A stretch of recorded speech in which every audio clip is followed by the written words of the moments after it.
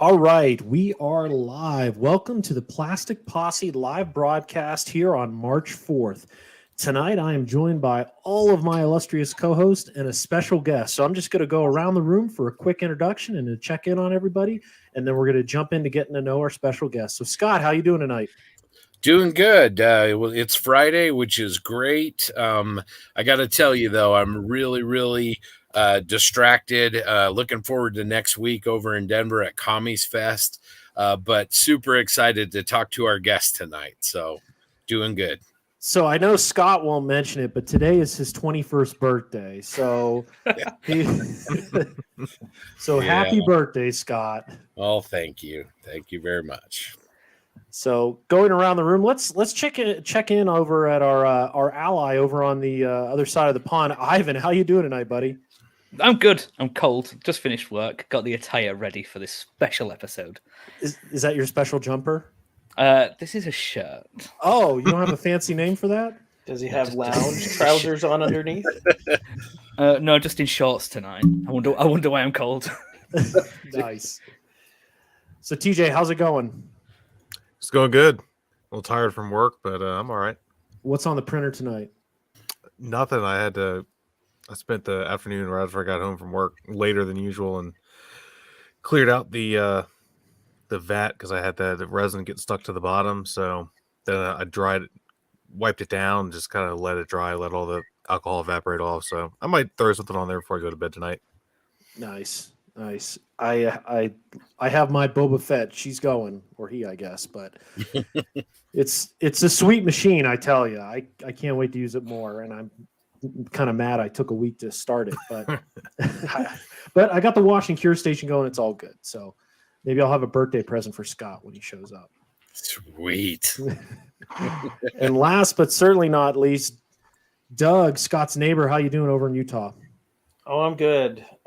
Like y'all said, it's Friday, and I'm happy about that. So waiting for the storm to come in. It's getting a bit chilly. Yeah, it's rolling in on our side too. I was going to ask if it started snowing over there. Nah, we just got rain so far. Doug, I'm really disappointed. I was hoping one of these times you'll have one of your glorious snakes with you that you could show our listeners. Well, it can happen. Somebody just has to tell me if they want to see it. Most people are afraid. They're afraid of them. Even Jim Bates said he was afraid to even see it through the computer. So, yeah. All right, on that bombshell, we're going to go over to our special guest.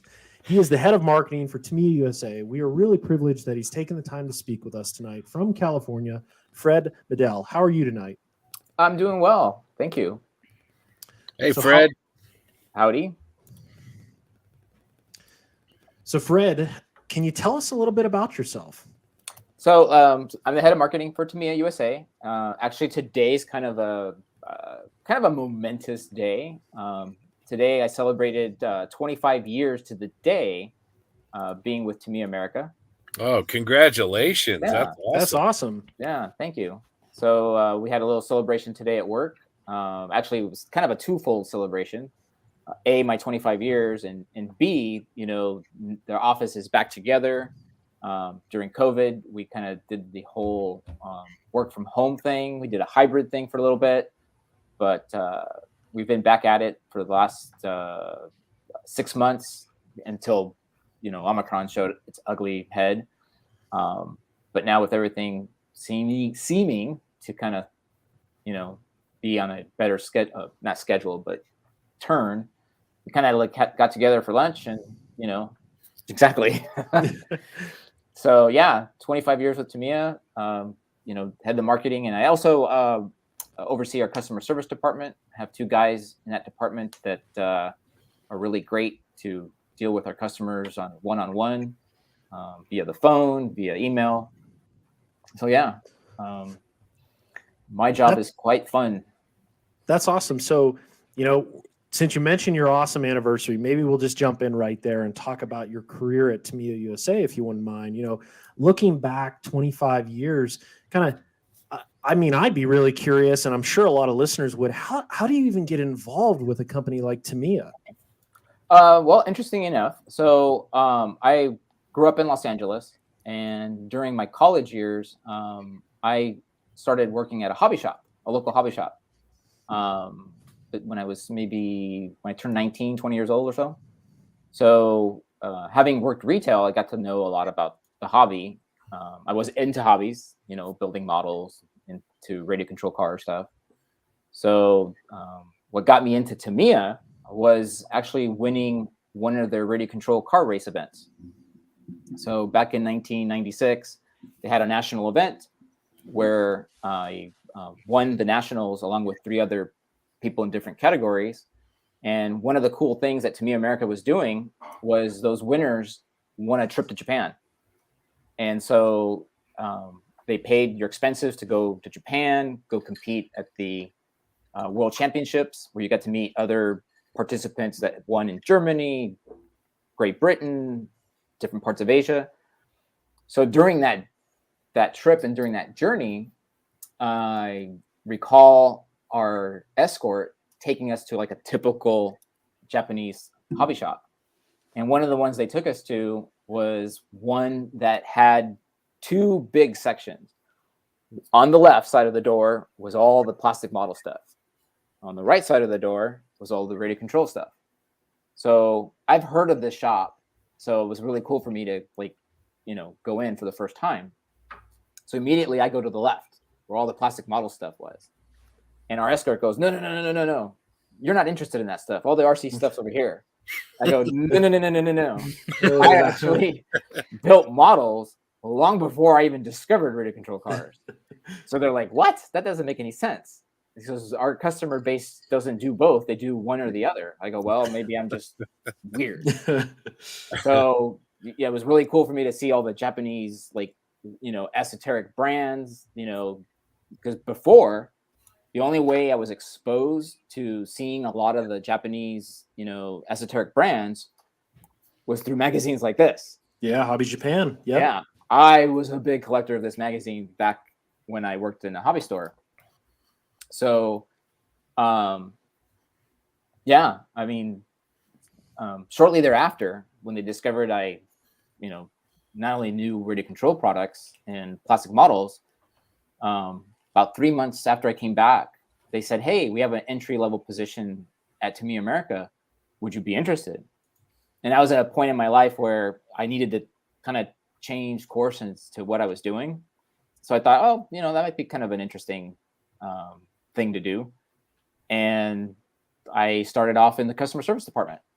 So not much different than helping customers, at a hobby shop and, answering their questions and selling them stuff. Answered phones, took care of customers. As part of my job, I got to, go to trade shows, work events. And from there, just grew through the ladder.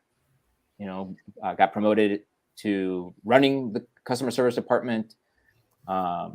We had a marketing position that opened up years later. I jumped into that. I mean, to me, marketing came naturally. Having worked retail, it's like, well, marketing's pretty simple. You talk about something that you really believe in, and you talk about it, you share it with everybody, and people will come. Yeah, that's the thing. I was just thinking, working for a brand like Tamiya that takes its product quality so seriously, it has to be, I don't want to say easy because a job is always a little tough, but sure. It's easy to get passionate about something that is as high quality as the product range that Tamiya has. Yeah, and that's the thing is I mean, we all have our favorite brands. Like for me, I didn't discover Tamiya until I was a senior in high school. I built models since I was 10. I would see my dad building Revell models, Monogram, and I took to it. But as a kid, I always thought, why aren't there better models? Why do these things suck at fitting together? And I also thought, why isn't there other subject matters? Like I'm heavy into Formula One. I like Formula One racing since I can remember. My dad introduced me to it. There was no Formula One models that I knew of. So in high school, I kind of left the modeling world for a little bit. But I discovered a toy store in Los Angeles. My buddy and I went to it just to get like a gift for his brother. And I discovered a model section. And in the back of the model section was this brand called Tamiya. I'm like, what's this? I've never heard of this brand. It's either Revell or Monogram, you know? So I found a Formula One kit. And it was my first Tamiya model that I ever built was a Formula One Williams kit. I think it was FW09. And I was just amazed at how well that thing fit. It's like, I don't have to sand anything. I don't have to putty anything. This just goes together. So from that, I was a convert. I'm like, this is amazing. And it was years later while I was in college when I discovered these guys make RC cars too. Well, that's different. And then the RC cars is just modeling, except it moves when you're done. Yeah, that's awesome. So I want to rewind a little bit. You know, you talk about your experience in Japan. Do you remember the name of the hobby shop? The name of the hobby shop was, I know it's in this magazine. Yellow Submarine. I'm just trying to think of ones in Aqua. I've been to Yellow Submarine. That was different. Okay.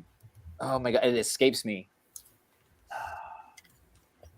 No worries. On our podcast, I think I might be the only one that has experienced the hobby shops in Japan, and the Plastic Posse. We're hoping to take a field trip there someday because it's just so good. And one thing that we've seen pictures of when it comes to Japan is Tamiya headquarters. And are people allowed to take tours of Tamiya headquarters? I know, let's talk outside of the pandemic, but typically, is that an option for people going to Japan? Yes. So our headquarters has a rather nice lobby where we have a lot of the full-size subjects that Mr. Tamiya has purchased.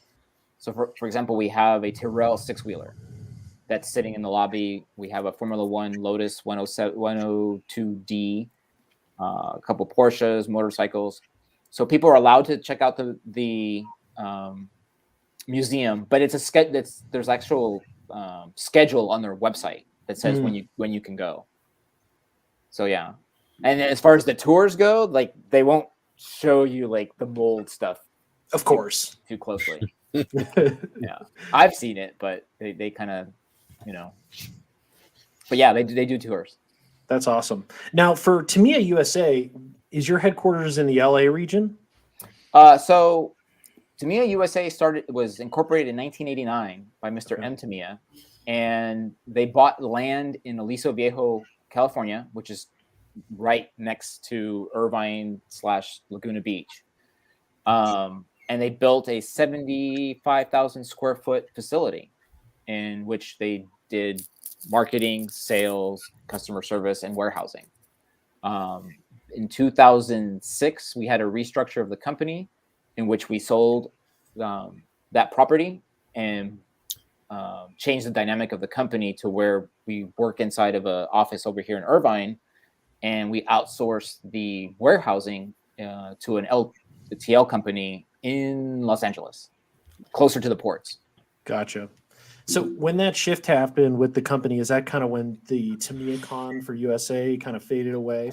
Yeah, so I used to run TamiyaCon along with other members of the company, and we had built it up big. It started off really small as a one-day event, then it became a 2-day event, and then we started bringing in big tanks for display, big RC tank battles, RC car demonstrations.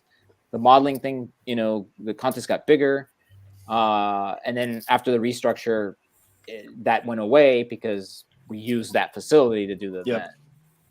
Yeah, no, I mean, we talked with Stan Spooner, I think, who and growing up, TamiyaCon, that was like the place to be, and you see pictures online and how awesome it was. But talking about shows though, your role probably has you going to conventions all across the globe as well. So will you be attending the IPMS Nationals this year? We're sending George. Okay. George is our one of our sales representatives, senior representative over at Tamiya America, and personal friend of mine. And he's huge into models, and he will be going with possibly me. We're not sure.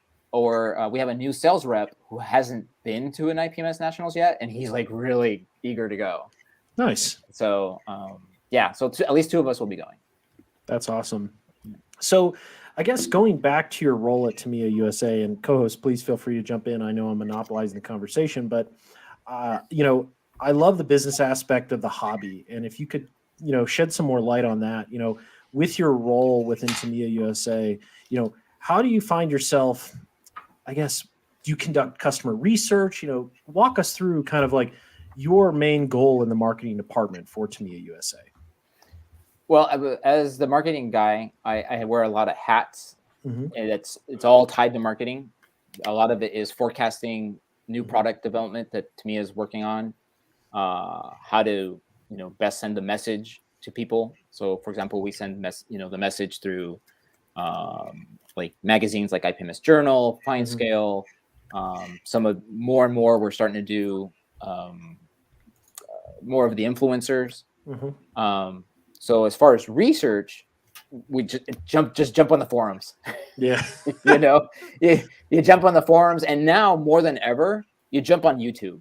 Yeah. You jump on YouTube, and for example, we give a lot of models to some of the influencers, and you just start reading the comments. You start, listening to what people say, listening to what the reviewers say, and it's just the information's there.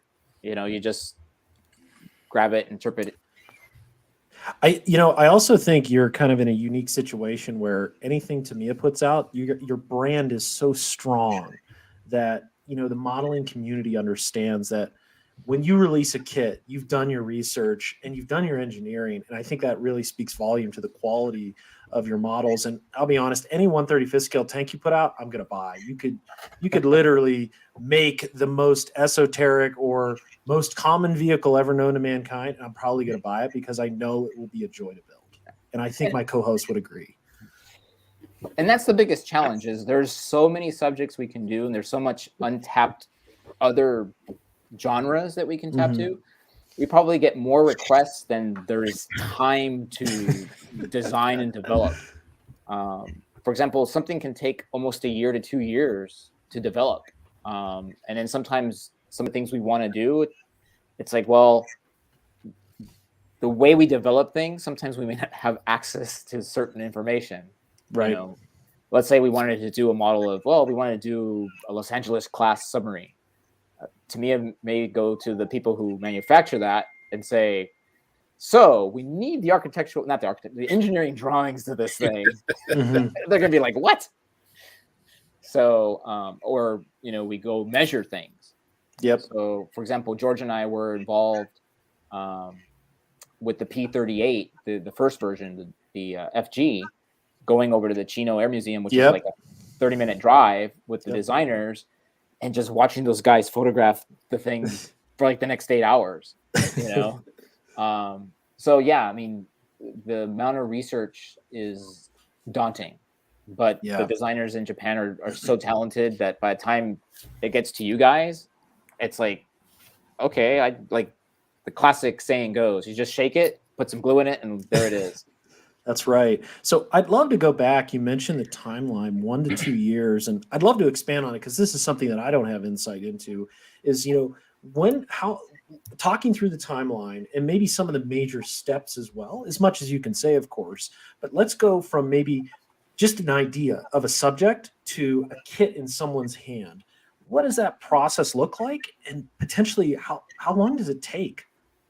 So the initial process begins with a lot of people within the company, and it can be within Tamiya America, Europe, Great Britain, other parts of Asia, especially at shows, will converse with some of the designers or the head of planning and development and say, hey, we think our market would love this. And then you'll have the other regions go, we think our market will like this. So then they'll just take all that information and then spread it around and say, okay, if we were to do this, how many do you think you can make or sell and market? And then based on that feedback, it either becomes a viable or that's not enough to develop a tooling for that. Yep. So like say, for example, I may say, I'd like to have a model of, the Mach 5 from Speed Racer. the production guys will be like, well, how many of those things do you really think you can sell? And we really don't do science fiction stuff. Mm-hmm. So that's part one. Part two is figuring out, okay, well, is there licensing involved? And how much does that licensing cost? Mm-hmm. Where do we measure this thing? Can we get, drawings for it? Can we go measure it? Can we photograph it? So a lot of that stuff can take 6 months just to gather that initial information. But once they have that information in hand, whether it's going to visit a museum, possibly getting, drawings for the thing, then it's like full speed. And from there, it takes maybe between 6 months to under a year, depending on the scale. Yeah. So for example, a 48 scale airplane can take, once everything's in place, less than a year. A 32nd scale aircraft could take as long as 3 years because you've got so much more detail. Yeah, I'm amazed at the timeline. I think that's really fast, to be honest, especially for a 48 scale aircraft. A year turnaround time from kind of like inception to production. It's really fast. And at the quality in which you're doing, it's incredibly impressive. Yeah. Well, the inception part can take a little while. So let's, without giving away secrets, let's say they decide to develop this thing here. Well, to get all that information for them to actually sit there on a computer and put it in CAD, that may take a year. Yeah. So if once they have that, then it takes another year to design and tweak and produce test shots and all that. Yeah, so I will even say like that 2 year time frame is even very impressive. Gathering that data, doing all the design work, the tooling, and then you got to think about everything with supply chain and instructions for that matter, and that's all done in-house at Tamiya in Japan. Is there design work done in Tamiya USA, or is that all focused in Japan? When it comes to the plastic model, physical design of the model, that's all in Japan. Okay. Yeah. Like they'll use us to maybe, call museums, orchestrate visits to, let's say, a real factory. So they'll use us for that. But yeah, all the computer stuff, that's all done in Japan. Nice. So if we see you posting on Instagram that you're in Fort Benning or, some museum, that might be a clue of what's coming down the pipe a year or two from now. Yeah, some I try not to do that. But I forget which kid it might have been. It was an aircraft model some years ago, and one of the designers or somebody at the museum took a picture showing these guys measuring a plane, and it's like, no. I think I remember a story about that, and I could have swear it was like at Udvar-Hazy, and I didn't know if it was the Zukimura guys or it might have been Tamiya, but there was a story similar to that where they had photographs of them up on, measuring the cowling and everything, and everybody's like, oh my gosh, it's coming down the road. So that's really funny. And now more than ever, especially with like social media, with Facebook, Instagram, and everybody's got one of these.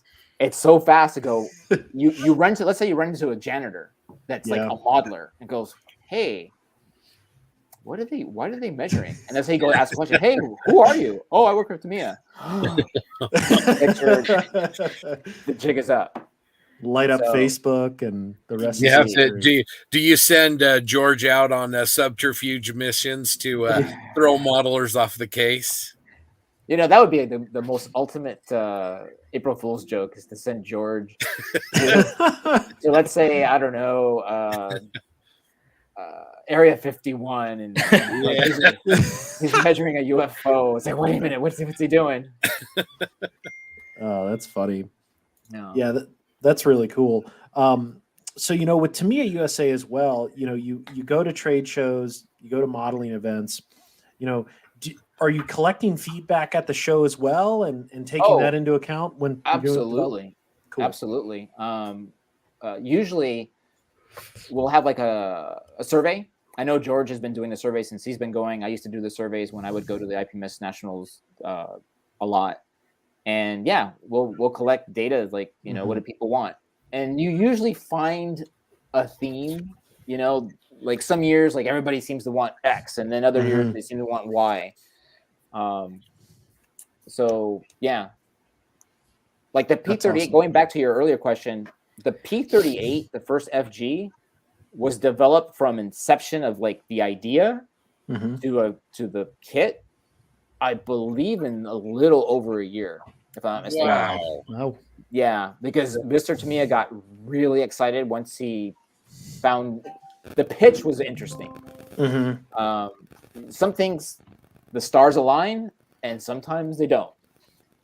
So maybe your listeners will be interested in this. I had breakfast with a bunch of my modeling friends that live locally. Stan being one of them. I don't know if you guys know Jim Wexler.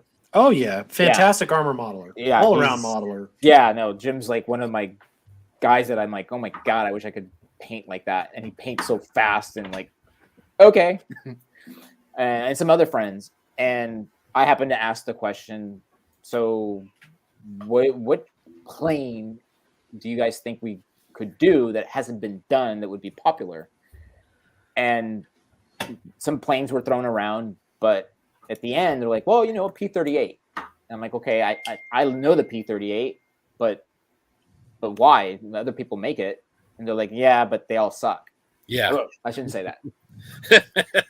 They're all a challenge to build. And I go, why are they a challenge to build? And he said, because nobody gets the wings right, that they're hard. That's why you don't. Here's one thing I didn't know.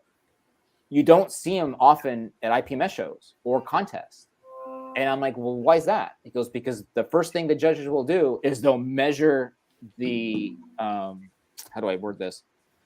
How the wings fit, like if they're straight or not. And because it's a dual fuselage plane, apparently other manufacturers struggled or modelers struggle in getting that glued and assembled right.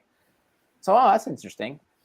So within that week, our EVP of Tamiya America, who works out of Japan, was visiting, and he was asking for feedback. It's like, oh, what do you guys think about what models to make? And it's like, well, you know, all my modeling friends seem to think the P-38 might be the next cool one. And based on our success of recent aircraft, if we were to do a P-38, it would be a grand slam.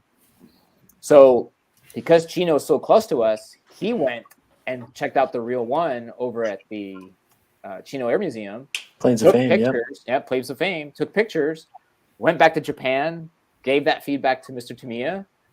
I think Mr. Tamiya liked the idea, like, oh, so nobody builds one that's right? Okay. And saw the pictures and pretty much put some of the other projects on the back burner and said, make that. That's awesome. And between that time and by the time it came out, it was little over a year.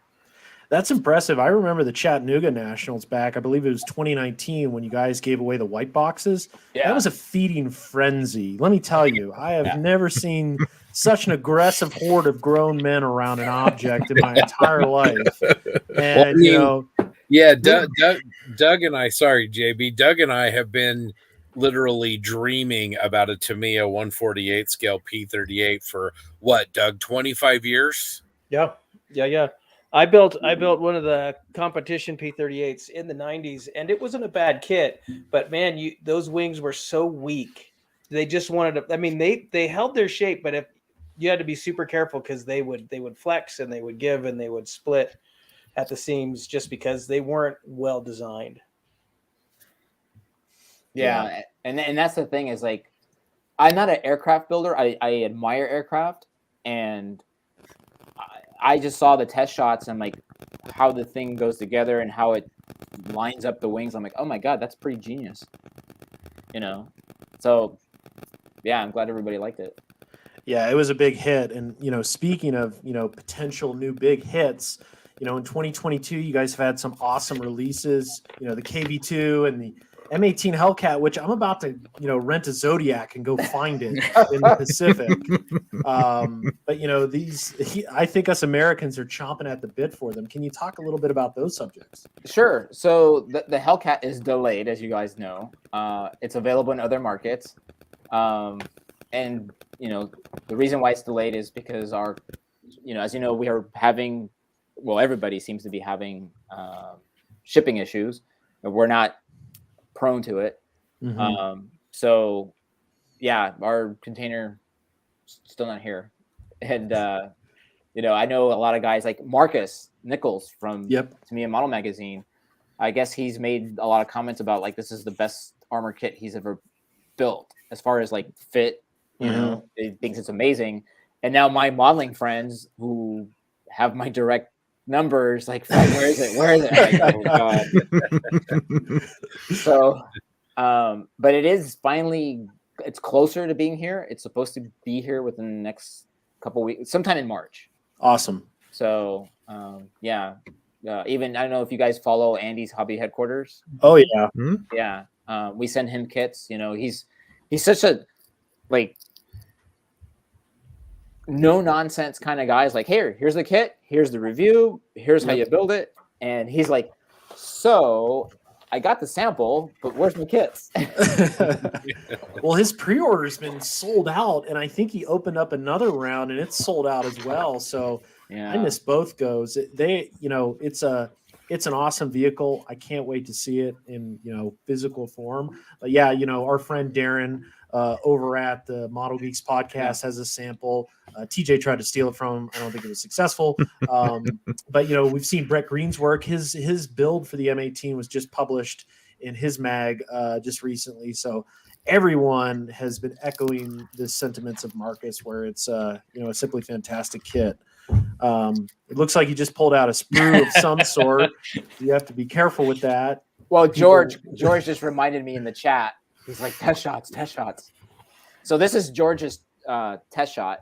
Oh, nice. So this is the P38J. Yes. Which, I don't pretend to be a P38 aficionado, but from what my modeling friends tell me who are really into aircraft, tell me that the J is the most desired version because of the different aces. Aces, yeah. Stan Spooner was like a big proponent. It's like, you gotta do the J. It's like, okay. So George was very instrumental in getting the extra data to the designers regarding the differences in the J. And that's awesome. I really hope we got it right. So George is very meticulous. So are the designers. So yeah. And then prior to us going live, I was showing the guys the decal set, which includes Marge. Oh, that's awesome. Yeah. So yeah, I can't wait to see this thing. And it has a worldwide release date, I believe June 21st. Should be the last business. Yeah, either the 31st or the 31st or the 21st. But that's when it's scheduled to be available for sale. That's awesome.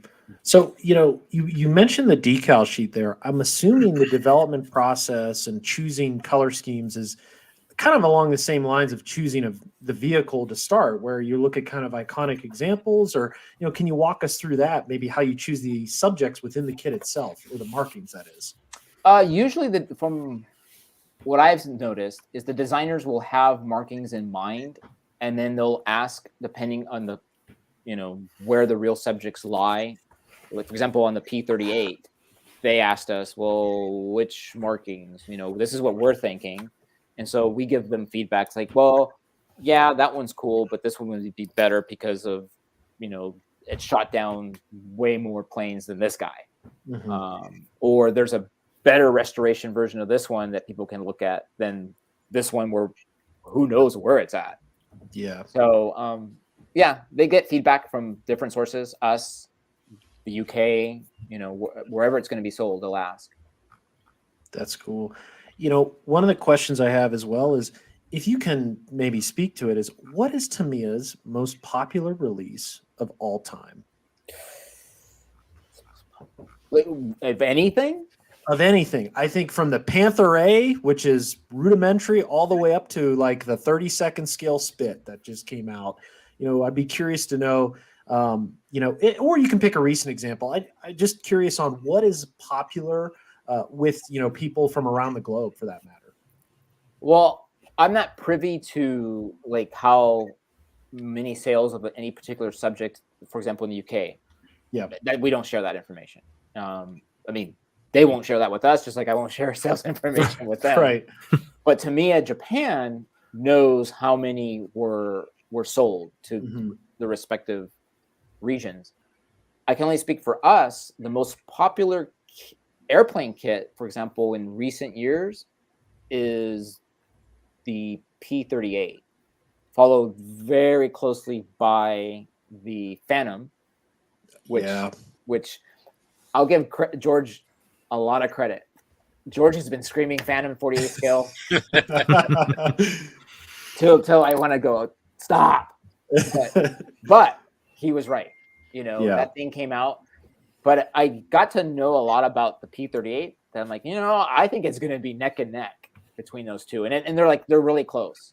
Yeah. So that within recent memory, the two best-selling kits right now is the P-38, the Phantom, and the F-14. Yeah, that makes sense. Yeah, really good kits there. What about from an armor perspective? From an armor's perspective, the Sherman Easy 8 was one of our best-selling kits. That is a highly favorite kit. I mean, that's things constant. Because it's really good. There's one in that cabinet right behind me. Oh, I see. Yeah, that seems like when Fury came out. Like everybody wanted that thing. So that's a constant seller. That's in the top. Anything American does well. Yeah. German, let's see. When it comes to scale, at least from an armor perspective, do you see, still a large strength behind 135th and 48th is slowly growing, or? Yeah, 35th by far is like the preferred scale, but 48th scale is, as long as we release subjects, people go, oh, okay, I'll take it. Just like, this little guy here. Yeah. Ooh. People buy it. Yeah. So, yeah, as long as we make it, it sells. But yeah, 35th is still the most popular, and 48th has like that steady growth. Yeah. The thing is, you have to make it. If you don't make it, then people kind of forget. Yeah, I mean, you guys are the 800-pound gorilla in the 48 scale market. I mean, there are other manufacturers, but I mean, you have over 100 kits, right, in 148 scale now, armor? I don't know actively, but since the inception of it, yeah. Yeah, another question I have, I guess, maybe some of the popularity behind the Easy 8 and some of your subjects, do you think it's related to your sales at, stores like Hobby Lobby that are not traditionally a hobby shop?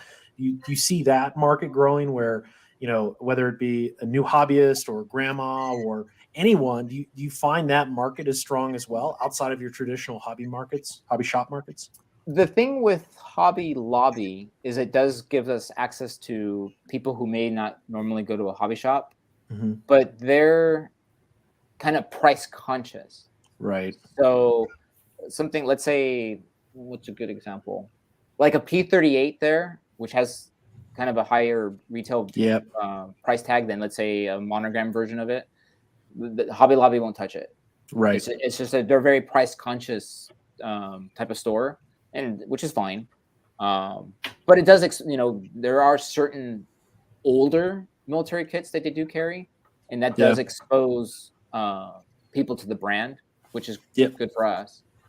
Yeah, I picked up my Easy 8 Sherman from there, the 35th scale, and I got a 48 scale Abrams from there. So they do carry a decent selection. I guess so. I forgot about that. Yeah. Yeah.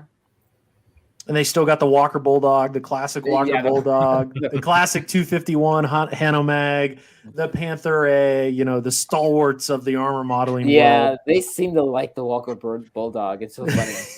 There's a local one here. My neighbor works at the Hobby Lobby, and she's like, "We have some of your guys' stuff." Like, "Oh yeah, you do."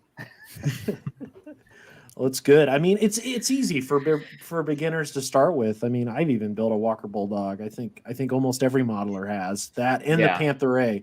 I think the Panther A is probably, if you're an armor modeler, you gritted your teeth on that one and then upgraded. Yeah, exactly. But it's still a very popular subject. Yeah. I mean, how many posts do you see on Facebook or whatever? Some guys like, "Oh, I built models when I was a kid, and I saw this Walker Bulldog at Hobby Lobby, so I bought it." Like, it's really common. Yeah, that's good. Yeah, there are a few groups like the Grumpy Old Scale Modelers, the Mediocre Modelers. Some of these groups that, it's more for general modeling. There's tons of those kind of posts that TJ mentioned where, a fortuitous happenstance where they walk into Hobby Lobby, they're bitten by the bug, and they kind of go back to their childhood. So it's really cool to see that, and then especially, getting reintroduced with Tamiya because they're easy kits and they make people want to stay. If they grab a monogram one, that's a different story. They might never come back. Yeah. Well, that's the thing about our kits, that it is a constant.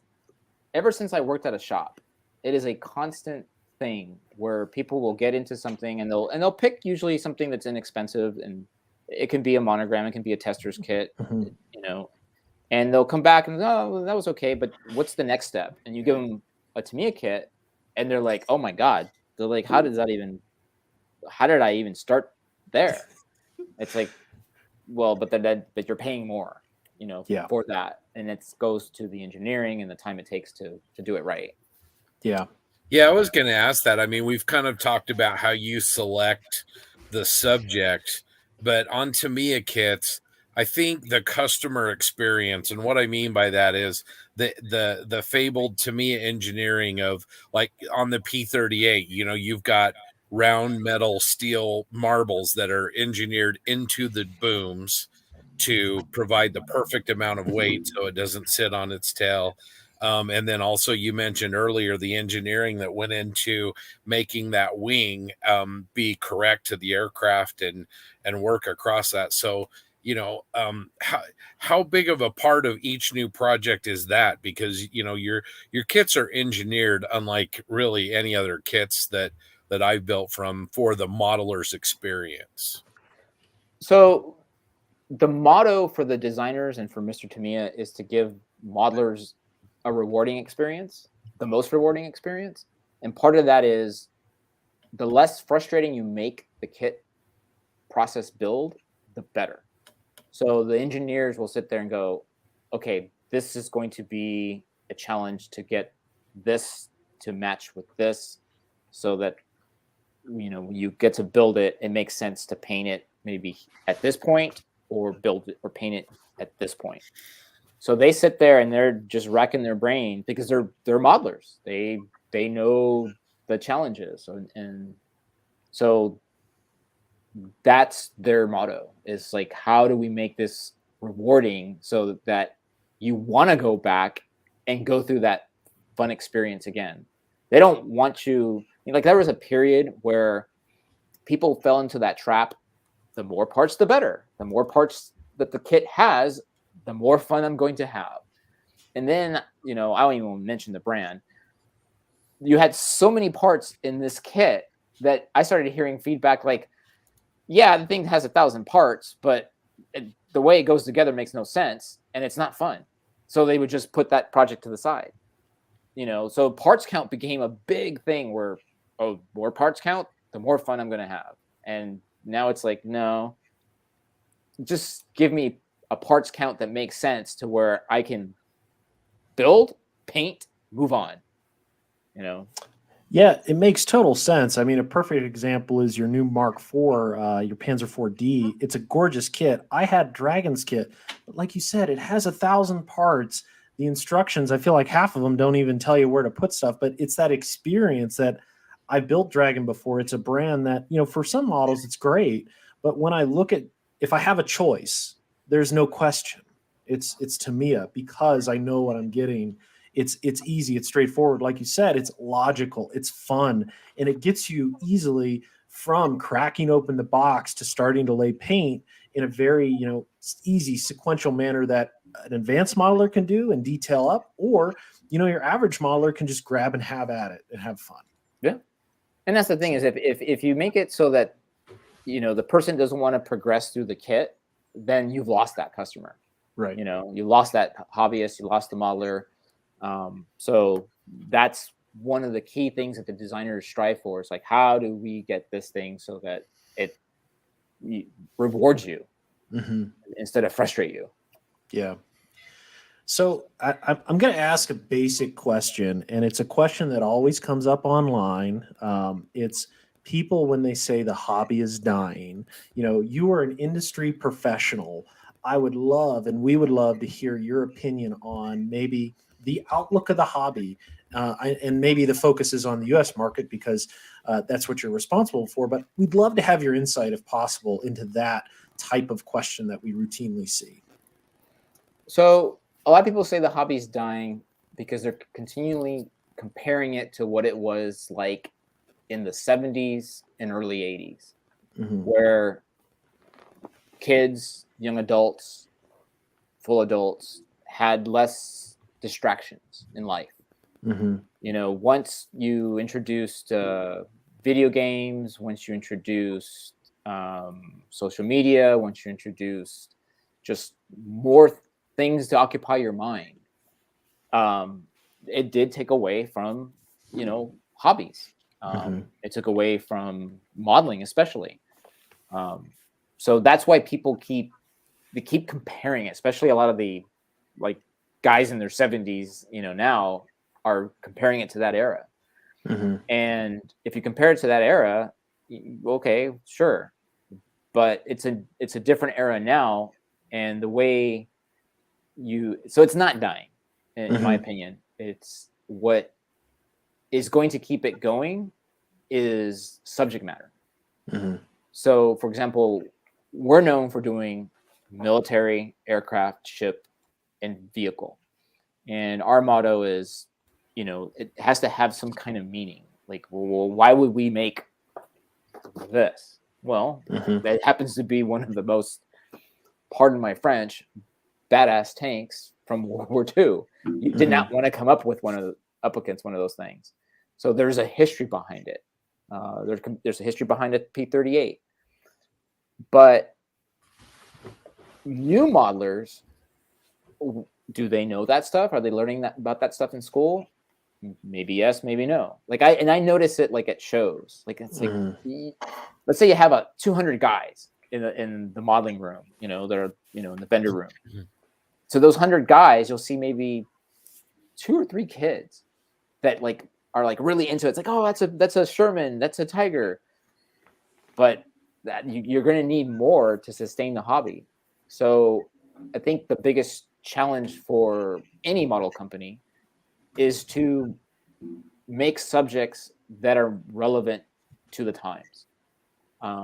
That's why some of our competitors are very successful with some of the subjects they're doing, because it's relevant and it's capturing the imagination of old and new. So, I mean, I'll just throw it out there. For example, why is Bandai sell so many Gundam kits? Everybody likes robots. So that community is continuing to grow. It's bringing in new customers.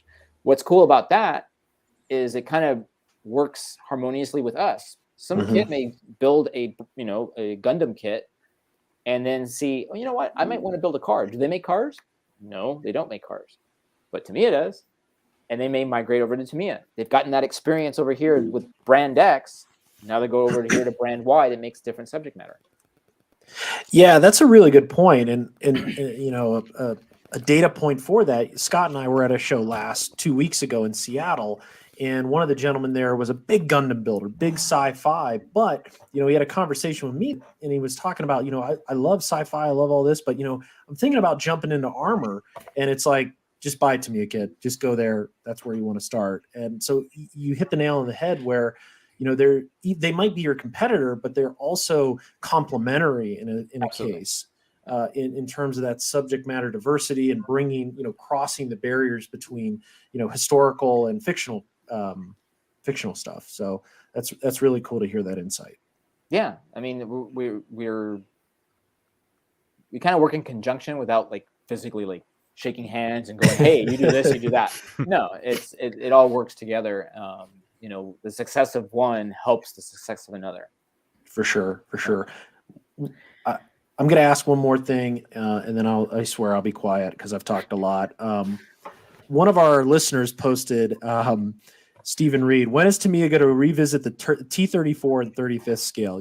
It is a ubiquitous subject. If there's something that we can lobby on the line right now, we would like to put in 5 votes. I'm going to speak for my co-host. They don't get a choice. We want to lobby for a T34 and 35th scale. And, an interesting point. So you guys have probably noticed that sometimes we'll revisit a kit. It's like, well, Tamiya already makes that kit. Why would they do it again? Mm-hmm. Oh, but we've learned some stuff since then. Mm-hmm. We have new data since then. We've learned some new tricks since then. Mm-hmm. So Mr. Tamiya likes, if he's going to redo it, he wants it to be the definitive kit. It's like, okay, I'm going to redo that, but it's going to be the definitive kit. Mm-hmm. So in respect to the T34, I think, sure, we should revisit it. So that may happen. We'll see. There you go, Stephen. You heard it here first on the Plastic Posse. Yeah, outstanding. And there's a lot of kits like that we've gotten, requests for. It's like, yeah, you guys make it, but that mold's 20, 30 years old. So yeah, we've done that. I'm trying to think of an example of kit have we redone? Well, I guess the Panzer IV, the early models, is one of them where you had the old and then you just released the Alce D. I don't think the old one was Alce D, but it was close. It was a Panzer Gray, very similar short barreled one, and the Spitfire. The Spitfire. Yeah, the Spitfire. There you go. Great example. Yeah. So there's always room for improvement, mm-hmm. and then certain technologies open themselves up. George just put M10. Oh yeah, the M10. That's a perfect example. And the Yog Tiger. Now that I'm thinking of them. So. Now they're starting to come in. Starting to all pop in now. Yeah. The Panther. Yeah. Yeah, and sometimes, like for example, Mr. Tamiya. The last time I was in Japan, I was in his office, and I forget which plane we were talking about. Oh, the F-14 in 48 scale, and he was sharing with me. He says the reason why we've done it now instead of then is because we now have the technology to do the right. I know I'm going to get this wrong, and George is going to kill me. The surface of the wing has a certain angle compared to the bottom. Okay. So I guess based on the way we were doing molds before, it would have been too thick. You wouldn't have had the right words escapes me. Like the dihedral or the there you go. The right dihedral angle. Okay. So he says now we can mold the plastic so thin we can do it right. Had they done it back then, they said it would have been wrong and we would have been blasted for it. So sometimes we up the game in the mold technology and how it's shot into the mold or how the mold is cut to where we can now do that. Mm-hmm. So a lot of people will ask us, well, how come you don't do this? It's like, well, if we were to do it, it wouldn't be right. Right. So, engineering constraints. Yeah. So they'll wait till they figure out the engineering constraints to do certain subjects. That's cool. So we have another podcast that we're good friends with, and one of their hosts is a huge 1/72nd scale aircraft builder. So how does 72nd scale aircraft, how does that do for you here in the U.S. as opposed to your 48 or 32nd scale kits? Of the 3 scales, 48 by far is the most popular. 72nd scale, I mean, I don't think we've had a new release in that in a while. So, yeah, I would say 48 by far. The 109 G6 probably was one of your more, and the Spit, right? Or no, the Spit was 48. Sorry, the Spit was 48. Yeah. But the 109 was the 72nd scale one's one of your more recent. Yeah, more recent. Yeah, it's a gorgeous little kit. Yeah, absolutely gorgeous. Yeah, the IL2 and the zeros. Yeah, the IL. Yeah. Yeah, those it's been a few years since those have been out. Yeah. Yeah. There's one thing I wanted to ask, because going around Scale Model World in England, it's nice to get the understanding of what a lot of the English and European model consumers would like. A lot of them do say we want to see like a 132 P47. That'd be amazing to see, or a 132 Hawker Hurricane. Obviously, it would be really popular over here. But then you always get some morons saying they want like a 139 scale Ferry flip flop. What's the weirdest request you've ever had from us? Oh my god, the weirdest That's a good question. I mean, I've had guys say we want a, 32nd scale, UFO. I'm like, UFO, what? I can't think of real life subjects. I can't think of the weirdest thing. I'm sure it's on the top of George's head because, he sees some stuff. Push for a TSR2. Oh. That is a unique subject. It's an awesome subject, but would it sell? Yeah, and sometimes people ask for a subject in a certain scale, and you're like, "Do you realize how big that would be?" Yep. Yeah. I don't know if anybody saw Andy's recent video from. Oh my god! Yeah, it's like that thing is ginormous. Now, if we were to do that kit in that scale, can you imagine how much that thing would be? $1,000. Probably. So I'm gonna request an F6F Hellcat. You've already got the engine tooled up, the Pratt & Whitney 2800. So you've already got that done. So you're down the road already. How about a Hellcat? Well, I wouldn't be surprised if you see another variant. So, and that's one of the things Tamiya does, and I'm sure you guys have already figured this out when you guys open Tamiya kits. Like, hey, what's this extra sprue? You're not going to use this part. So it gives you a clue as to what potentially may come down the pipe, and sometimes they'll never pursue it. Mm-hmm. Oh, there you go. George has the answer for you. 32nd scale C5. There you go.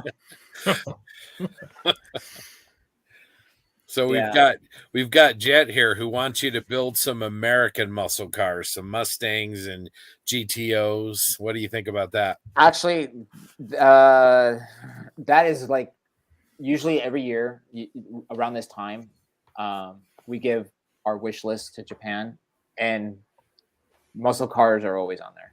Always on there. Yeah. So Jet, fear not. We're always asking, lobbying. Yeah, my dad had a 1972 Boss Mustang Mach 1. That, and he built that kit. I think it was a Revell model. When I can remember when I was like maybe 4 or 5. I remember him building it. If we were to do one of those, I'd be like super happy. And I know it would sell well. Yeah, we know American muscle would sell well.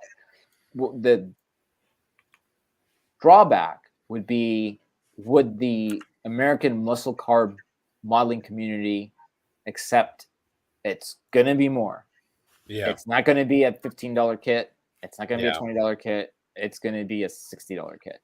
Now you do make a modern Mustang GT. I've actually got that kit. It's obviously a beautiful model, but yeah, you do a modern Mustang at least. And guess what? It is one of our top sellers. That and the Ford GT. Nice. The two Ford products that in 24 scale that we make are absolute top sellers. Daniel asks a good question here. Re-release the 132nd scale Thunderbirds kit. There are some of your kits like the 135th scale Hetzer is one example where most of your kits are usually in stock and you can find them, but some of them do seem to go out of production. Why is that? It can be due to just making room for turning molds around. So they'll take something out of production. It's like, okay, right now sales on that is slow, so we're gonna put those molds away for a while, and so we can bring out other releases that we haven't had for a while. I know the M3 half track would be a really popular re-release. Oh, that would go sell bonkers. We need one of those back in the market. Yeah. That's a great point, Ivan. I think one of the things too, Scott, going back to your comment, and maybe Fred, you can add some light to this. Going to Japan, going into the Tamiya store, you can see a lot of these kits that we don't necessarily get in America. Is that the case where the Tamiya market maybe has that catalog of kits where the USA market doesn't have them all? Is there a slight difference in product that comes over here? I guess from the older collection, that is, not the new stuff. Well, I mean, they make Tamiya headquarters makes everything available that's currently in their inventory. Sometimes you'll see stuff in Japanese hobby stores that they've had there for a while, forever. I mean, like George and I think one of the last times we went to Japan together, we were in one of the stores in Shizuoka, and we're like, oh, this kid hasn't been around forever. And then they'll ask, our counterparts in headquarters, and I go, hey, can you still get this? And they're like, no. That's but it's interesting. It's like, but if somebody wants it, this character here has it. But he's also asking top dollar. Yeah. Like I saw a lot of cars at this particular hobby store in Shizuoka. We're like, man, I haven't seen that thing in a long time, and I can't get my hands on it, through our distribution channels. And sure enough, it's like, wait a minute, this store's got one. Yeah. I'm gonna leave my co-host here in a minute and run downstairs and grab a really old Tamiya kit to show you. Okay. So I'm gonna turn over to Scott. You're gonna lead for a little bit. I'm gonna go grab something to do a little show and tell. Yeah, I think one of our listeners asked you, Fred, a little bit earlier, besides Tamiya kits, are there any other kits that you like to build, maybe lines that Tamiya doesn't necessarily delve into? Yeah, so up until recently, I had a very esoteric sci-fi collection. I'm a huge sci-fi fan, love building sci-fi models. I had a lot of the Halcyon alien stuff. Yeah. I don't know if you guys know the brand Argonauts. Yeah. Argonauts made a lot of Terminator, Predator, RoboCop stuff. I had all of that stuff until recently. So yeah, I like to build that stuff. That's interesting. And then you mentioned earlier that you were into remote control. You still do that? You still messing around with that side of the fence of the hobby as well? Yeah. I mean, to me, I race. I like racing RC cars. I'm a huge race fan. Real racing. I go to real race events. And racing RC cars is one of my hobbies. Like I said, I'm kind of weird. I can build a model over here, and then next weekend I can go RC car racing. To me, it's just modeling. And I still partake in that. We have a local track just 30 minutes away. And I try to make my cars like, I'm going to race my Mustang. I'm going to race Ford GT. So I partake in that. And I like the Star Wars stuff. And you guys all know who makes that. Yeah. That's Brand X, I believe, right? So. Brand X. I mean, and Ivan, what do you want to ask Fred? What's your Tamiya question you've been dying to ask? Yeah, right. There's a question I wanted to ask, but it was kind of mentioned before. If there's a Tamiya logo on the box or on the product, it's going to sell really well. It doesn't require, I don't want to say much marketing to push it because it knows it's going to sell well. But has there ever been a product in the 25 years you've been there that you've thought this is going to take a little bit more elbow grease to push to the market? Because a kit is always going to do really well. But has there ever been a product where it's like, this one's going to take a little bit extra? Our lacquer paints. Really? Yeah. Really? Our lacquer paints. Just because it has the logo. Here's the thing with paints. People don't like change. That's what I've learned. It's like Stan Spooner. is a perfect example. When I said, "Hey, we're coming out with our lacquer paints," he's like, I don't want to have to get all new paints. So I don't know about you guys. You guys can tell me, but it seems to me, and I'm not this way, but it seems to me like a lot of my modeling friends, like once they're fixated on a certain type of paint, they don't want to branch off. So to answer your question, the lacquer paints has been one of those things that's like, I gotta, put this in the face of more people. I gave a bunch to Andy from Andy's Hobby Headquarters. Mm-hmm. He did this really great video. There it is. So we gave it to the modeling magazines. So yeah, that required some, and it's starting to like, it was a slow ramp up. Like usually, like you were saying, it's like boom. With the lacquer paints, it was like, now we're going. That surprises me. Yeah, I think in the UK, you guys took to the lacquer paints a lot quicker. From what I noticed. I think that's sorry to interrupt, John. I think Spencer Pollard has a lot to do with that because he got them quite early as soon as they were released. He used them on a lot of builds, and we all know how popular Spencer is on the internet. So Spencer uses it. It's like, oh, I'm going to get some of them, and then it just went from there. They are very nice paints. I'll let these guys kind of speak, Fred, but I think part of the problem for me in sort of picking up the lacquer paints has been until about maybe the last 2 or 3 months, it's been really hard in the Western United States to get any of these. I know in Canada, it seems like the modelers had them, but maybe it was the retailers that were a little bit resistant because it was really hard to find them. Yeah, I mean, and a lot of that was our process. In case you guys don't know, the labeling requirements for the U.S. is very different from other countries. So we have our paints tested here so that, we know how to label them for the U.S. market. And then I actually am the one that takes that information as far as like once our product specialist at the office says, okay, here's the testing data. It's got to say this, it's got to say this, and say this. You got to make it fit into the label. Okay. So as the marketing guy, I also do some design work. I create the label and it's like, okay, you got to make that fit.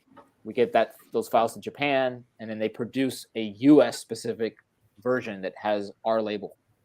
And that process, unfortunately for the lacquer paints, took a long time. It's just, sometimes the process doesn't take that long. Sometimes the process takes a while. So yeah, but now I think we're almost caught up to almost having the whole line. Nice. So I ran away to grab a couple oldies here. So we're going to do a little show and tell. This one. Oh, wow. Oh, wow. Saladin. So this is an oldie. Let me open it up and we're talking, we even got the motor in this guy. Oh, good Lord. So she's an oldie. You can see it's crisp detail still. I'm actually thinking about building this. We got our vinyl tires on our lovely big sprue. And those things haven't deteriorated. No, and they're not oily. They're very, they're very nice actually. Wow. In terms of, structural, just still being together after 30 years. Got a little motor here. So, that's the gearbox. But yeah, I thought I'd just show this. And you know what, while I have this up, one of the things for the motor, Fred, one of the things I always heard growing up was Tamiya put motors in their kits because it was easier to import them to the United States because they were considered a toy. Is that true? Do you know the story behind that? Never heard that. Okay, I was just curious. Yeah, I could see the opposite where maybe they thought if we include a motor, it'll be considered a toy, therefore more attractive. Yeah. To maybe a young adolescent. It's like, oh well, when I'm done with this thing, I can make it move. Mm-hmm. I would think that would probably be more true. If we include a motor, it's more attractive. Yeah. Oh, also, George, back to Scott's question, Ivan's question. Airbrushes. That's another one is a tough marketing sell. Yeah. Now, are your airbrushes? Are you working with a partner? Or do you actually make those yourself? Or Yes, Tamiya molds them that themselves. No, I'm just joking. No, we work with a partner. okay, So just so you guys know, Tamiya's technology is plastic molding. That's what we do. That's all you do. Okay. That's all we do. So we will work with premium OEM suppliers. So, for example, the screws that come in our R3 kits, well, they'll work with a Japanese vendor who makes the best screws that go with our kits. Airbrushes. Oh, it's no secret. A lot of our airbrushes are the same thing as the Iwata version. So Iwata is one of our OEM suppliers. Sparmax is another one. So I think that's just the only two. Thanks you. I can always rely on George on the chat. BB Rich is another one. So BB Rich, Sparmax, and Iwata have historically supplied us with OEM airbrushes. And it's usually like the ones that our designers go, that's the version that we want with our name on it. Or that's the version that we want. So yeah. Nice. Well, I'm going to show this. I have the old Centurion. Oh, yeah, I remember that one. So, and then we still have the classic hull with the batteries, locations. We got another little engine here. I think it's this probably the same, and then another gearbox. But the last kit I'm going to show, and it's really, I'll be honest, I don't think I've ever seen another one. And this is the Hunting Tiger. Ooh. Oh, that's old. So, and then here's the unique thing. They did a Reeboks Tamiya of like a non-Panzer gray, but when you open this up, it has color plates and it has these unique like labels on everything. So again, it's another oldie but a goodie. And I've never seen a Tamiya kit with these kind of packaging before. The one thing that stuck again out to me was the color plates. And yeah, this one has the same, a little different motor. But again, another classic. Ooh, we might even have tube glue in here. We do. We have your Tamiya branded tube glue. So, that must got to be hard as a rock. You know what? Yeah, it's kind of hard. So I surely don't want to use it. And then in addition to the sprue itself, they actually have a separate sprue, or the instructions itself, I should say. They have this sprue chart. So anyway, I thought I'd share that. I don't know if you'd ever seen one like No, that. I've never seen that. No, that's a treat. If you ever start a museum, I'll gladly donate. Fred, we're getting a lot of questions about Tamiya swag, shirts and sweatshirts and things like that.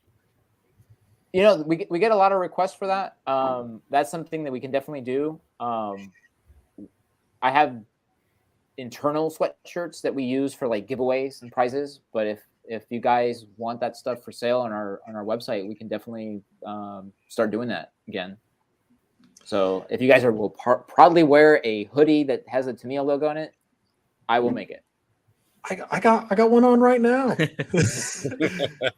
So you bring that up. It's interesting you say that, because when I went to Japan, that was the one thing I always bought was the Tamiya gear. I have another dry fit shirt, an apron. So yeah. I think they would do well. Now, granted, I'm very biased because I like them, and I'm only one person in a major market. But I don't know, worth a shot, I feel. Yeah, Fred, what JB's not telling you is he had some Tamiya monogram swim trunks made, and we don't want those to be made. So we're good. I'm not going to tell anybody, but I'm wearing Tamiya boxers. Nice. I'm sure they fit great. Yes. We need lounge trousers. That's right, lounge trousers. Well, Doug, you've been pretty quiet. What Tamiya question is burning in your mind for Fred? I'm curious about the going back to paint. explain to us the thought process behind the paint line and in the instructions for most of the kits. You'll call out formulas for your paints instead of you don't actually have that paint itself. The like for instance, I just built the Tamiya Spitfire, and for the two colors on the upper part of the plane, the green and the brown, it calls out a mixture, 5 parts of this Tamiya paint to 1 part of that. So I'm just curious as to why Tamiya doesn't just market that. Is it a cost thing or make that specific paint? Mm-hmm, yeah. Because making a specific color, they basically do the research, like how many models that we make are going to actually use that color. So I'll give you an example. Whoa, let me turn that off. As an example, a lot of our car kits from the 80s and early 90s would call out a mixture of silver and gold, and I forget what other color, to basically give you a titanium color. And it took them maybe 20 years of calling out that mixture before they finally said, we should probably make that paint. And now you can buy that titanium color as a standalone bottle. So in to answer your question, they probably haven't determined that the color that called out for that kit is going to be used a lot in future kits. But gotcha. If it does, then they'll finally say, okay, you know what? Now it's time to finally make that color. Right. So the bottom of the plane is sky, and that was a Tamiya color. The other two, honestly, following the formula, they look fantastic. So I don't have any complaints. I'm just curious as to why they haven't gone that route, and that makes perfect sense. Yeah, they don't see that so far they have enough of the product that's going to call it that color. Right. Because didn't they do that when the 32nd Mark 9 Spit came out? Because then they released 3 RAF paints: the Ocean Grey, Dark Green, Ocean Grey 2, Dark Green 2. I don't know if they released at the same time, but they were very specific for that aircraft. Yeah, they did. And like, for example, we've had car releases where, what was the Porsche? It was a cobalt green. It's like, well, we don't make a cobalt green. Oh my God, we announced the kit. Now we announced that paint too. So the designer is very confident. People are going to want that color, and we don't know how to mix it. Mm-hmm. Well, that goes for your German 2-color set: the dark yellow, the green, the brown. I thought that was great. That came out about probably 2 or 3 years ago, but again, selling like hotcakes because it's a little bit different than the traditional Tamiya colors, and I think it represents German armor at the later stages of war a little bit better. It was a very popular item amongst us treadheads. Yeah. So John Marley wants you to make beer. Call it 4 Floyds.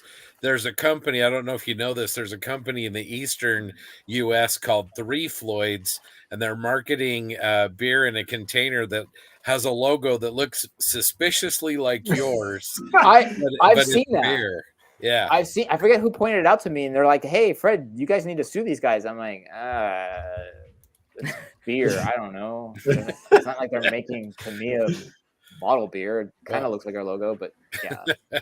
They probably just want you to settle out of court, Yeah.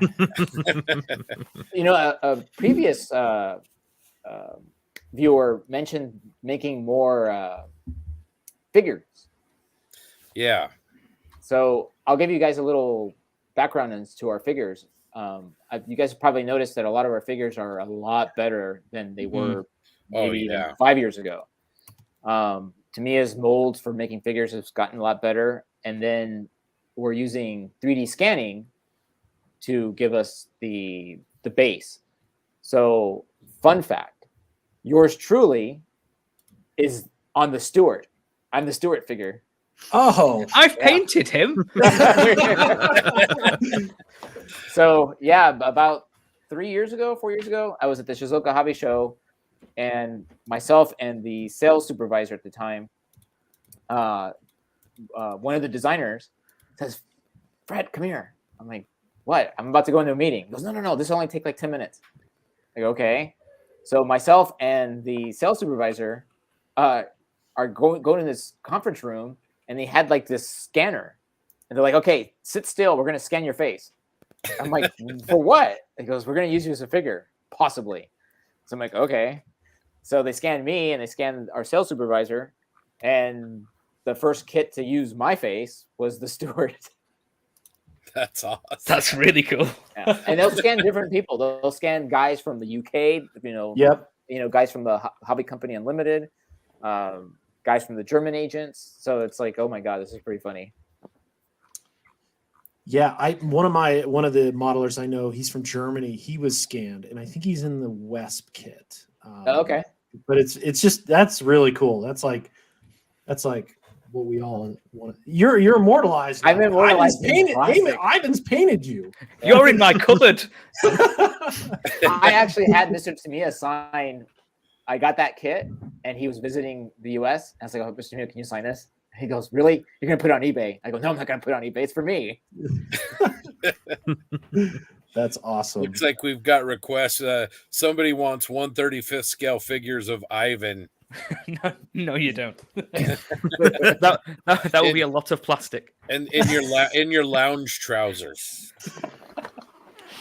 Yeah. I do have another question. Sure. And it's about your 148 kits. I built up quite a few of the old ones that had the die-cast metal hull. Okay. That was really cool. But why do the modern ones have added weight? It never made sense to me. Okay, so when the 48 scale line was first introduced, there was the thinking, well, not the thinking, die-cast models were starting to really gain popularity. Like, I would go to the Nuremberg Toy Fair, and it's like, oh my goodness, there's so many die-cast companies. And they were making a lot of duplicate stuff. So I think a lot of the designers were starting to ask internally, well, why is die-cast so popular? And I think some of the feedback they got is like, well, because it kind of has a weighty feel. And if it's got a weighty feel, it feels like you're getting more. So I think that's where we had the idea. It's like, well, you know what? We're going to introduce this new 48 scale line. It's a smaller thing. If we make the whole die-cast, it'll give the modeler a sense of like added value. That was, from what I remember, the reasoning behind that. So the problem with that is, and I remember it's back here in my closet, I built a Yag Panther, and I thought, oh, this is really cool. It goes together well, and it's got just as much detail as the 35th scale version. But I as a modeler, I was like, the metal hull, it's like, it's just too basic, you know? So after many years, the designers finally conceded, all right, we need to make a plastic hull so you get all the detail that you would like a 35th scale kit. But they still wanted to have that weighty feel. So that's why you have the weights. That makes sense. Because I heard that the weights were for scale weight. And I just said that can't be right. That cannot be correct. No, it's not correct. No. And then okay, so you have rivet counters. You're gonna have what, weight weenies? I can see it now at a show. It's like, get the scales out. This is not this Panther does not weigh this. It weighs more. It's wrong. I can see it now. I got to ask a question concerning rivet counters now. I mean, I hope you don't take them seriously. Hold on. Well, that's what's fun about going to IPMS. That's really, really like, hear it. Like, you guys got it wrong.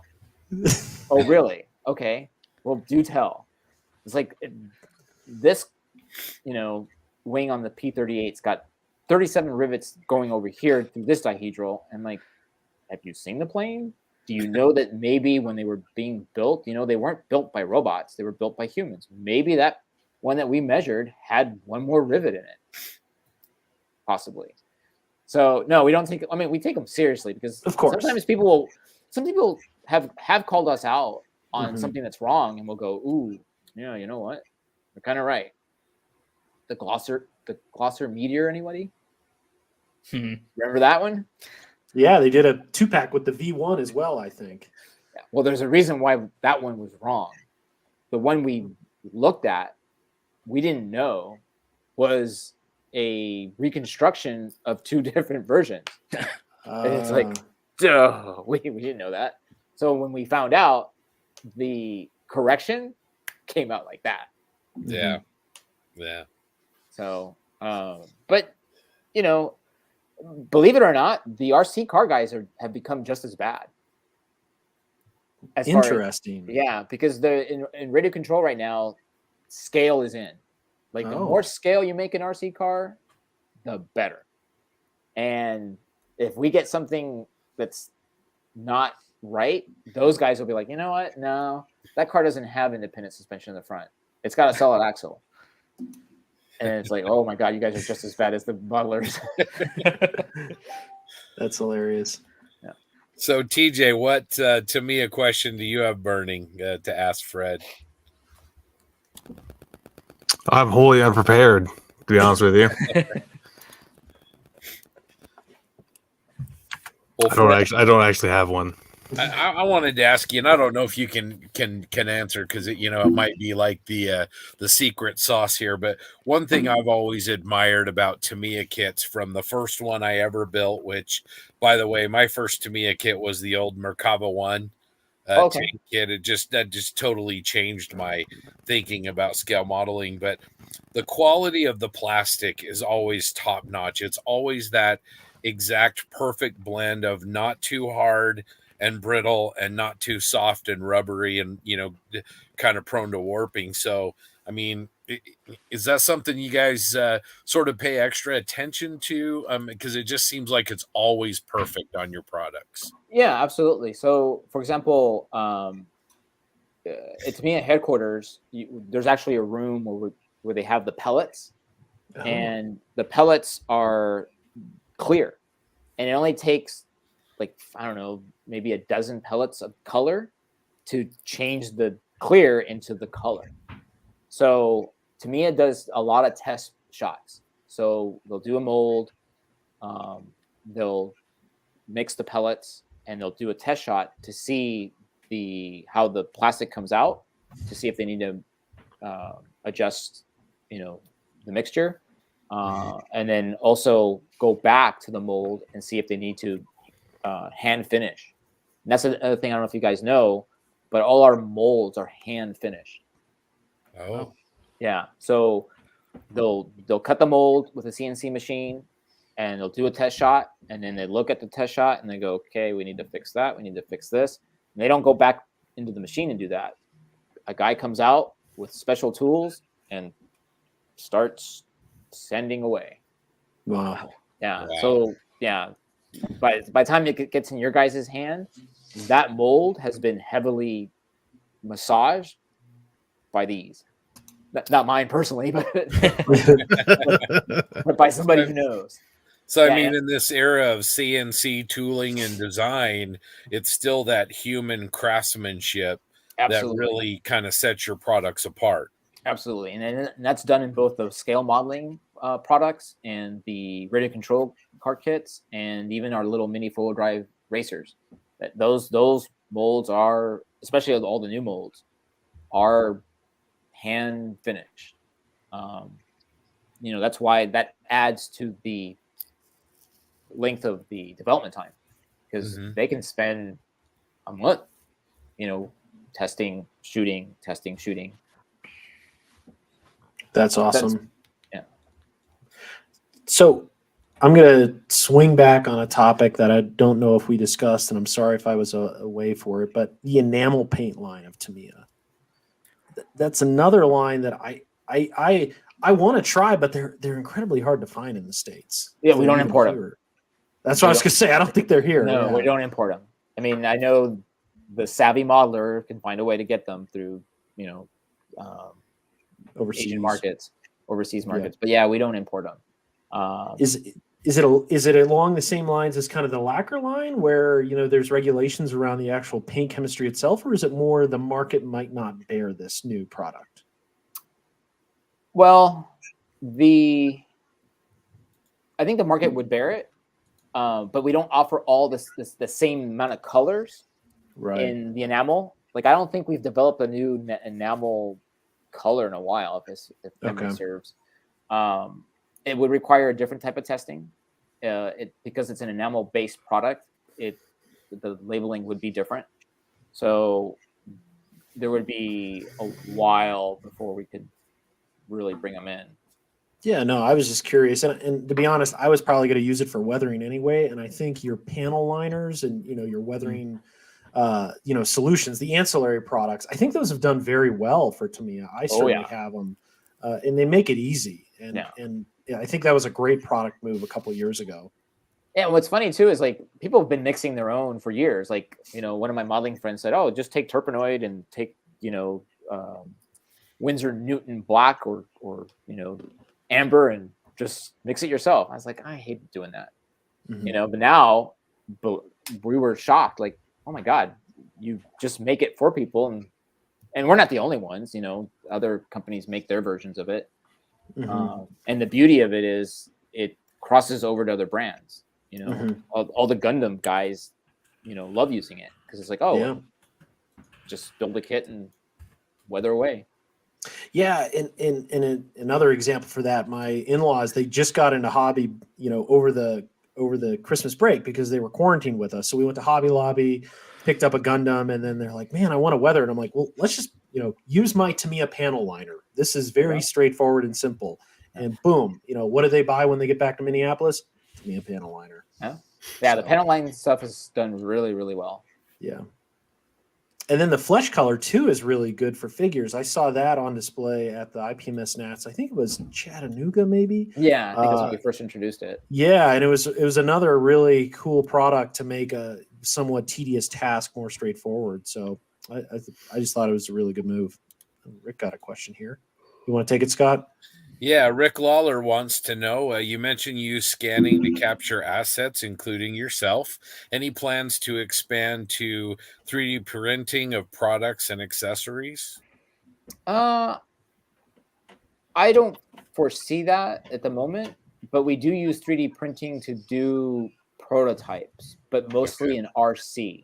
So if the designers are like, "Oh, we need to test this new suspension arm geometry for this RC car," to make the mold would really, really be expensive. So they'll 3D print it first and then develop from there. But to offer products that way, maybe in the future, but I don't see any plans for it right now. Yeah, a few of the companies like Ryfield Models, they have just a little kind of accessory pack with it. They've started to explore. Yeah. I mean, some of the 3D stuff that's out there is just amazing. Yeah, for sure. Well, Fred, I wanted to talk about before, we're getting kind of into the home stretch here, but I wanted to talk about Tamiya and Tamiya USA's plans for 2022. We've already kind of talked about the P38J and the M18 Hellcat, but let's talk about some of the other new releases you have coming out in 2022. Yeah, so speaking back to figures, we are coming out with, let me find it here. I want to make sure I get it right. A U.S. Infantry Scout set. Oh, cool. Yeah, so we announced that back in February 2nd, and this infantry set is, goes along with the German Army set. We've got guys that with a short sleeve. We've got the uniforms that they're wearing is from around the June 1944 era. So yeah, there's 5 figures included, and it was using all the 3D scanning technology that we're using now. And I believe these are due to come out in June, if I'm not mistaken. So there's those guys. For our car modelers, we're re-releasing the 1/12 scale Renault RE20 Turbo. And what makes this kit a little bit more special this time around is it's going to come with photo etch parts. And I believe the decals are produced by Cartograph. Nice. So, yeah. A lot of our car guys really love the Cartograph decals because they lay down a lot thinner than the decals that we produce in-house. So they like that. And we're also reissuing our 12 scale Nissan Fairlady 240 ZG. I love that car. Yep, that's a very popular kit. What else? So that's pretty much it as far as the models go. But we are getting close to the time of year when the Shizuoka Hobby Show takes place. That usually takes place in May. Mhm. So new release announcements are being planned for that. So expect to hear some fun releases there. Yeah. So I think you had a 48 scale Challenger, right, as well? Yeah. Tank. Oh, there's Speak of the Devil. Yeah, there it is. Yeah, mate. Challenger 2. And then you already held up the 148 scale, the new variant of the Tiger 1. Yep. And then I stole George's P38. So, yeah, I mean, this thing should be, I'm expecting it'll do probably, hopefully, better than the P38 FG just sold phenomenally. I mean, it was our best-selling kit when it first came out. Continues to sell well. This should match it. Yeah. And then you've got didn't you announce as well, like a large scale remote control Centurion? I think. Yes, we did.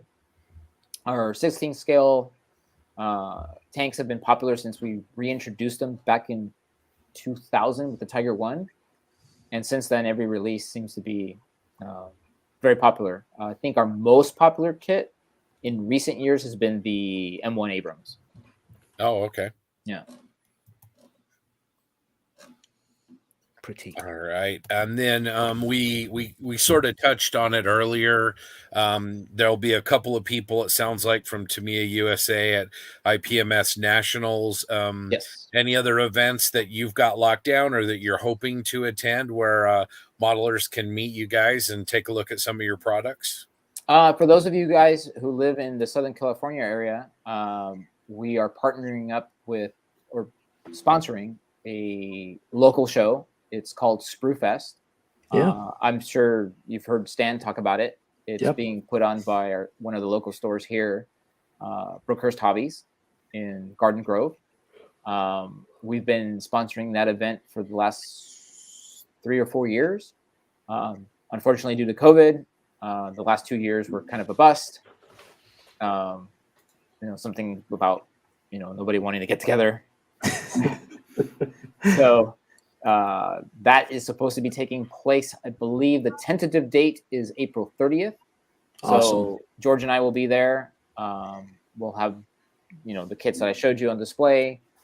And that's always a fun contest. If you're a local, Southern California, especially the LA, Orange County area, even San Diego area, it's a fun event. It's cool. Everybody's very chill.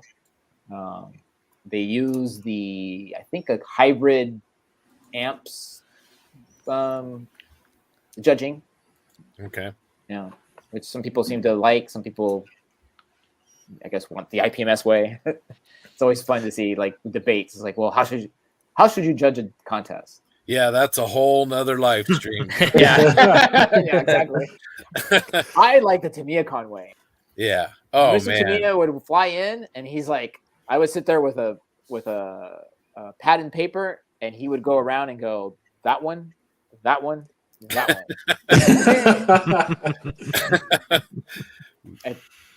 Man, That's awesome. that was always a dream. I know JB feels the same way, but that was always a dream for me to get out to a Tamiya Con, but I missed it. So someday I hope to resurrect it. I think we're due. It would just be different because it's not at our headquarters, but there's a lot of fun things you can do by renting a convention center or Yeah. Putting it on maybe like at the Chino Air Museum or something like that could be interesting. But I think it'd be a welcome return at some point. For sure. Yeah, Luftdrom, Chris Sieber's all for it as well. So, I see that. Yeah, for sure. Well, man, that's incredible.